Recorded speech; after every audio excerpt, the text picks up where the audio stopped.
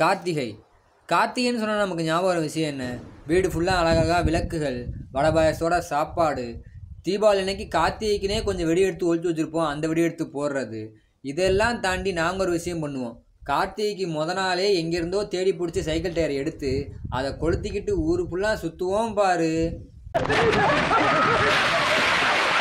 ஆனால் இதெல்லாம் தாண்டி ஒரு விஷயம் இருந்துச்சு, அதான் மாவுளி. எனக்கு தெரிஞ்ச அந்த மாவுளி இப்போ யாரும் செய்கிறதும் இல்லை, செய்ய தெரிஞ்சவங்க யாருக்கும் சொல்லித்தர்றதும் இல்லை. அப்படிப்பட்ட அந்த மாவுளியை தான் எப்படி செய்யறது நம்ம பார்க்க போகிறோம். வீடியோக்குள்ளே போயிடலாமா? அதுக்கு முன்னாடி நம்ம சேனலை சப்ஸ்கிரைப் பண்ணாதவங்க சப்ஸ்கிரைப் பண்ணிக்கோங்க, லைக் போட மறந்துடாதீங்க. மாவுளி செய்கிறதுக்கு நமக்கு தேவையான ஒரே பொருள் பனம்பூ. ஆண் பண்ணையில் முளைக்கிற அந்த பனம்பூ. அதை வச்சு கல் 15 பலது செய்யலாம், ஆனால் நம்ம இப்போ அது செய்ய போகிறதில்ல, மாவுளி தான் செய்ய போகிறோம்.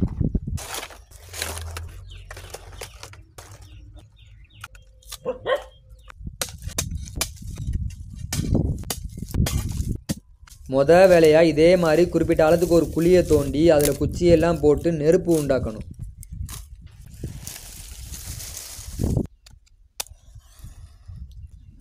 அதில் நம்ம எடுத்துகிட்டு வந்த பனம்பூவை ஒன்று ஒன்றா போட்டு நல்லா எரிக்கணும்.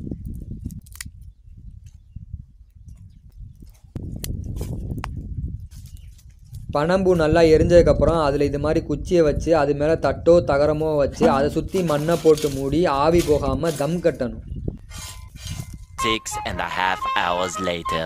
இப்போது அந்த தகரத்தை எடுத்துட்டு நம்ம உள்ளே போட்ட பனம்பூ நல்லா எரிஞ்சிருக்கும், அதை எடுத்து நல்லா நைஸாக அம்மியில் வச்சு அரைக்கணும்.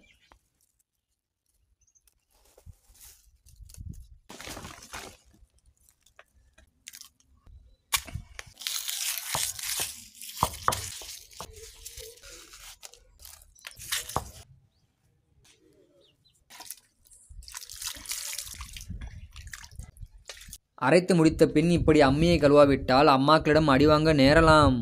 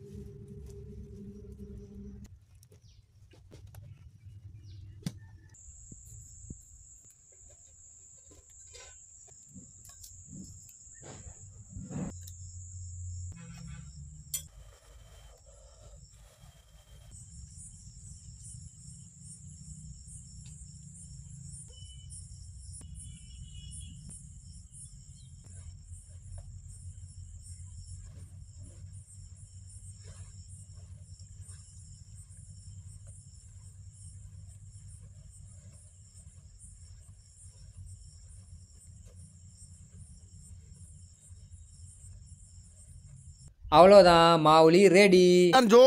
கை தட்டுங்க. இது உங்கள் வீட்டில் யாராவது பெரியவங்க இருந்தாங்கன்னா அவங்களுக்கு ஷேர் பண்ணி இந்த மாதிரி மாவுளி செஞ்சிருக்கீங்களான்னு கேளுங்க. இல்லைன்னு சொன்னால் விட்டுடலாம். ஒரு வேளை செஞ்சுருக்கேன்னு சொன்னாங்கன்னா எனக்கு ஏன் சொல்லித்தரலன்னு கேளுங்க. தம்பி வணக்கம் தம்பி. வீடியோ நல்லா இருந்துச்சா? அப்படியே கொஞ்சம் லைக்கை போட்டு சப்ஸ்கிரைப் பண்ணி விட்டு போங்க. ஆர்னி என்னடா டோக்கன் ஆர்னி ஊர்னிங்கிறாரு.